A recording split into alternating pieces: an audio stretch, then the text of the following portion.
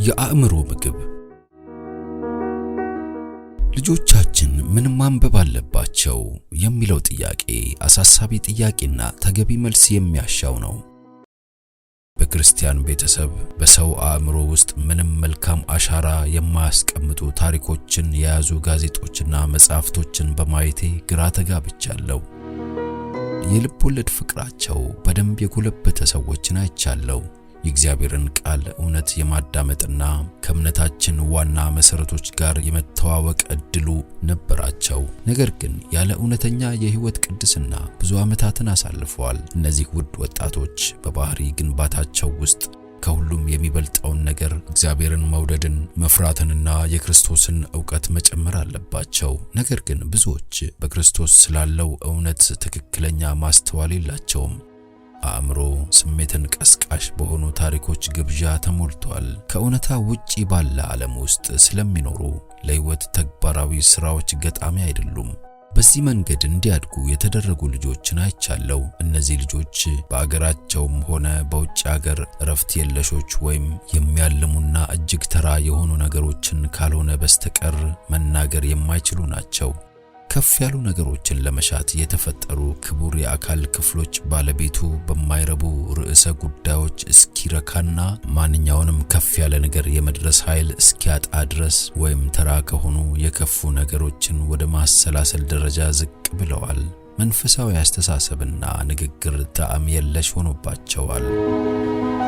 አስተሳሰብ የሚመራ ነው። የዘላለም ህይወት ተስፋዎችን ማዕከል የሆነውን የክርስቶስን ዕውቀት የማግኘት እድሎችን ችላ በማለት እጅግ ብዙ ነገርን እያጡ ያሉ ነፍሳትን በማየቴ ልባዊ የሆነ ሐዘን ይሰማኛል። እውነተኛውን እግዚአብሔርን የመምሰል ምሳሌ ማጥናት ይችሉበት የነበረው ብዙ ውድ ጊዜ ባክኗል። የተሳሳተ የንባብ ልምዶችን በማዳበራቸው ምክንያት ጤናማ የሆነ የአእምሮ አሰራራቸውን ያጡ እኔ በግሌ የማውቃቸው አንዳንድ ሰዎች አሉ። ትናንሽ አለመግባባቶችን እያነሱ በታመመ አስተሳሰብ ህይወትን ይመራሉ። ጤናማና ማገናዘብ የሚችል አእምሮ የማያያቸው ነገሮች ለነርሱ ሊሸከሟቸው ከሚችሉት በላይ የሆኑ ፈተናዎችና ሊታለፉ የማይችሉ እንቅፋቶች ይሆኑባቸዋል። ለነርሱ ህይወት የማያቋርጥ ጥላ ነው። ስሜትን የሚያነቃቁ ታሪኮችን ለማንበብ የመሽቀዳደም ልምድ ያዳበሩ ሰዎች የአእምሮ ጥንካሬያቸውን ሽባ በማድረግ ራሳቸውን ንቁ ለሆነ አስተሳሰብና ምርምር ብቁ እንዲሆን እያደረጉ ነው። ተግባራዊ ክርስቲያን የመሆን ጥረት ሁሉ በምኞት ብቻ ያበቃል። በእንደዚህ አይነት ስነ ጽሑፍ አእምሮአቸውን እየመገቡ ያሉ ክርስቶስን የሚመስሉ መሆን አይችሉም።